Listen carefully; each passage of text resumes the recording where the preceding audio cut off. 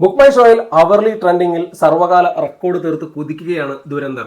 ദുരന്തറിന്റെ രണ്ടാം ഭാഗത്തിന് ഭീകരമായ റെസ്പോൺസ് ആണ് ലഭിച്ചുകൊണ്ടിരിക്കുന്നത്. ഇന്നലെ പ്രീമിയേഴ്സ് ഉണ്ടായിരുന്നു. ഇന്നലെ വൈകുന്നേരം മുതൽ നടന്ന പ്രീമിയറിന് ശേഷം വല്ലാതെ റെസ്പോൺസ് ആണ് സിനിമയ്ക്ക് ലഭിച്ചിരിക്കുന്നത്. ദുരന്തർ 1 തന്നെ മികച്ച ചിത്രമാണ് ദുരന്തർ 2 എന്ന റെസ്പോൺസ് ആണ് വരുന്നത്. ഇന്ന് ബുക്ക് മൈ ഷോയിൽ ദുരന്തർ 2 എല്ലാ റെക്കോർഡുകളും തകർത്തു എന്ന് പറയാം. ബുക്ക് മൈ ഷോയിൽ അവർലി ബുക്കിംഗിൽ ഇതുവരെ ഏറ്റവും മുന്നിലുണ്ടായിരുന്നത് പുഷ്പ 2 ആണ്. 1,07,000 ടിക്കറ്റ് ഒരു മണിക്കൂറിൽ വിറ്റുപോയി എന്നതായിരുന്നു പുഷ്പയുടെ റെക്കോർഡ്. ഇന്ത്യൻ സിനിമയുടെ കാര്യത്തിൽ അതായിരുന്നു സർവകാല റെക്കോർഡ്. അതിനെ ഇപ്പോൾ ദുരന്തർ മറികടന്നിരിക്കുന്നു. ഏതാണ്ട് 1,10,000-ഓളം ടിക്കറ്റുകൾ ദുരന്തർ 2-ന് ഇന്ന് ഉച്ചയോടുകൂടെ ഒരു മണിക്കൂറിൽ വിറ്റുപോയി എന്നുള്ളതാണ്. ഏതായാലും ഇന്ത്യൻ സിനിമയുടെ ചരിത്രത്തിൽ വമ്പൻ നാഴികക്കല്ലായി ദുരന്തർ 2 മാറുമെന്ന് ഉറപ്പാണ്. ബോക്സ് ഓഫീസിൽ ഒരു റെക്കോർഡ് പോലും ബാക്കി വെക്കാതെ ദുരന്തർ 2 തീർക്കുമെന്നും ഉറപ്പായിട്ടുണ്ട്.